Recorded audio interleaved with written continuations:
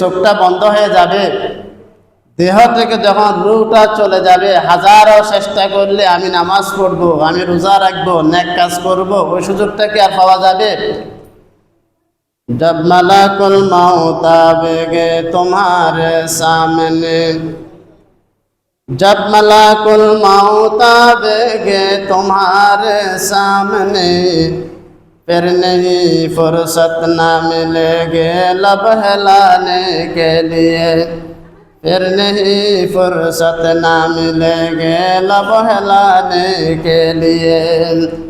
अल्लाह फाकर आरिफिन बरने दुनियार मानुष, যেদিন তোমার সামনে মালাকুল মাউত আজরাইল আলাইহিস সালাম চলে আসবে, ওই দিন তুমি হাজারো বাঁচার জন্য চেষ্টা করবে, এদিক সেদিক তাকানোর পর্যন্ত সময় মালাকুল মাউত আজরাইল আলাইহিস সালাম তোমাকে দিবে না।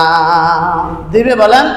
মালাকুল মাউত আজরাইল আলাইহিস সালাম আমার আপনার সামনে চলে আসলে, সেদিন হাজারো কাকুতি মিনতি যদি করি, এক সেকেন্ডের সময়, এক সেকেন্ড সময় মালাকুল মাউত আজরাইল দিবে না।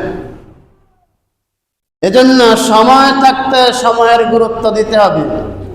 সেজন্য খলিফাতুল মুসলিমিন হযরত ওমর ফারুক রাদিয়াল্লাহু তাআলা আনহু বলেন, হাসিবু ক্বাবলা আন ইউহাসাবু ওয়াজনু ক্বাবলা আন তুজানু। হযরত ওমর ফারুক রাদিয়াল্লাহু তাআলা আনহু বলেন, বুদ্ধিমান হলো ব্যক্তি যে ব্যক্তি নিজের হিসাবটা নিজে করে।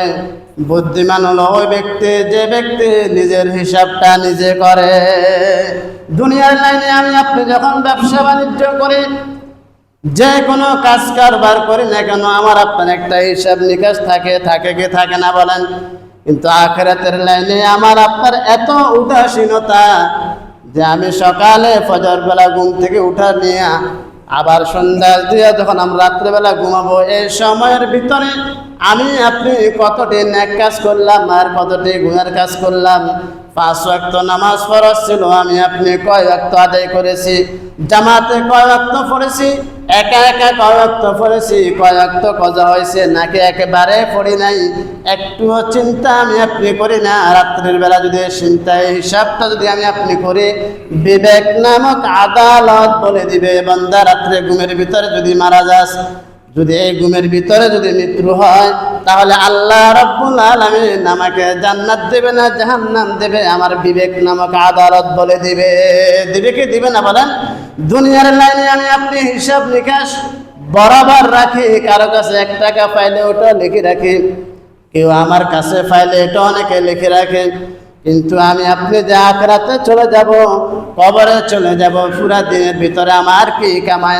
এই পুরা দিনের ভিতরে আমি কয়টি ভালো কাজ করছি আর কয়টি মন্দ কাজ করছি, একটুও কিন্তু হিসাব করি না। এই হিসাবটা যদি করতাম তাহলে আমার আপনার ভিতরে পরিবর্তনটা অটোমেটিকলি চলে আসতো।